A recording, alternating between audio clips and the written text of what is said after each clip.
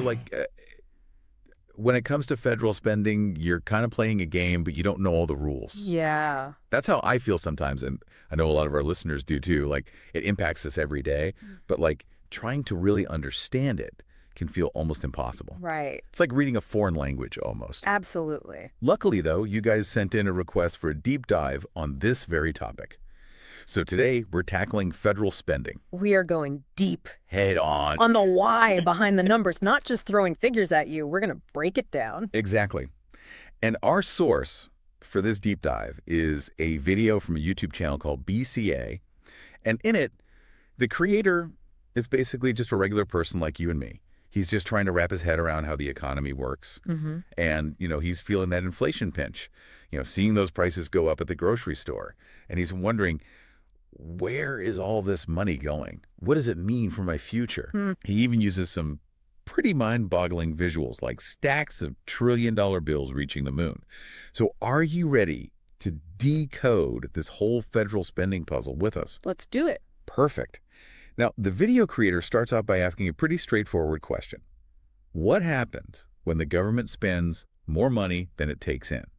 And he's talking trillions of dollars here, which is just, I can't even fathom a number that big. It's true. It's an abstract figure.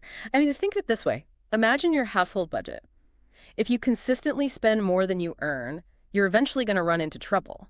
Right. You might start relying on credit cards or loans, but those come with interest payments that dig you deeper into a hole. Oh, it's the worst. It's like that feeling when you realize you've overspent on your credit card, and now that minimum payment is like half your grocery budget. Exactly. The worst. Governments, of course, operate on a much larger scale, but the principle is the same. When they spend more than they collect through taxes, they need to find ways to make up the difference. They can borrow money, often from other countries, which adds to the national debt. Or they can print more money, which, while it might seem like an easy solution, has its own set of consequences. And speaking of consequences, that brings us right to inflation. Our YouTube friend uses this great analogy of watering down the soup to describe what happens when the government prints more money. It's a good analogy. It really is. Because essentially, you're diluting the value of each dollar in circulation. So imagine a bowl of soup. It's flavorful, packed with veggies and noodles. That's your economy with a healthy money supply. Now, someone keeps adding water to that soup. That's the printing of more money. And suddenly your soup is all watery and bland, less satisfying. You're not getting the same value for your spoonful anymore. Total. It's the same with money. When there's more of it floating around, its purchasing power decreases. Okay, so going back to our sources, his big concern about seeing those prices going up at the grocery store. It's like that carton of eggs. It used to be $2. Suddenly it's $4. Same carton, same eggs. But our money is watered down. Right. So we have to hand over more of it. And it's that feeling of things costing more, even though you're not buying anything extra. Exactly. That's inflation hitting your wallet directly. It erodes your purchasing power and makes you feel like you're running just to stay in the same place, no matter how hard you work. It's like being on a treadmill. You're putting in the effort, but you're not really getting ahead. Now, another thing that really struck me in the video was the creator's concern about the military-industrial complex. And he seemed really, worried about where a lot of this federal spending was going. Yeah, I mean, that's definitely a complex issue with a long history, and it's definitely worth unpacking because it's a big one. The term itself often carries a somewhat negative connotation, kind of suggesting this overly cozy relationship between the government and defense contractors. So imagine this revolving door where government officials, they retire and then they go take jobs in the defense industry or vice versa. Interesting. And this close relationship, some people argue, can lead to a bias toward increased military spending, even when there might be other more pressing needs. So it's like this self-perpetuating cycle almost. Like the more we spend on defense, the more powerful or influential those interests become. Right, exactly. And it just makes it even harder to shift spending priorities. Exactly. That's one way to look at it. And it raises important questions about, accountability and transparency. Like, how do we ensure that defense spending is justified? And that it serves the best interests of the nation, not just the bottom line of, defense contractors. That's a great point. It's easy to get caught up in this, we need to spend more to be safe narrative. Right. But it's we also have to ask at what cost? And what about other important things like education or healthcare? Infrastructure. Exactly. Every dollar that's spent on defense is a dollar that can't be spent on education, infrastructure, scientific research, any number of programs.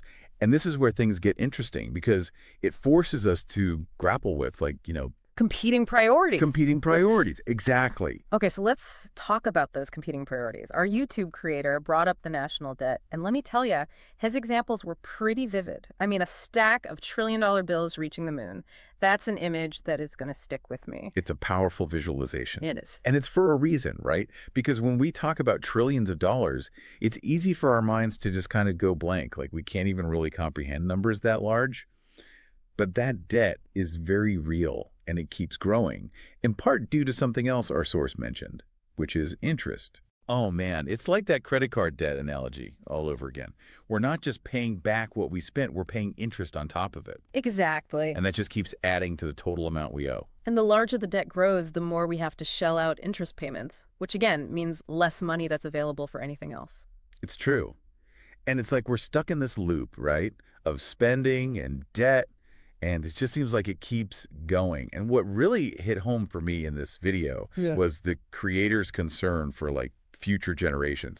They're the ones who are going to be stuck with this massive debt, right? Yeah, it's a very sobering thought, isn't it?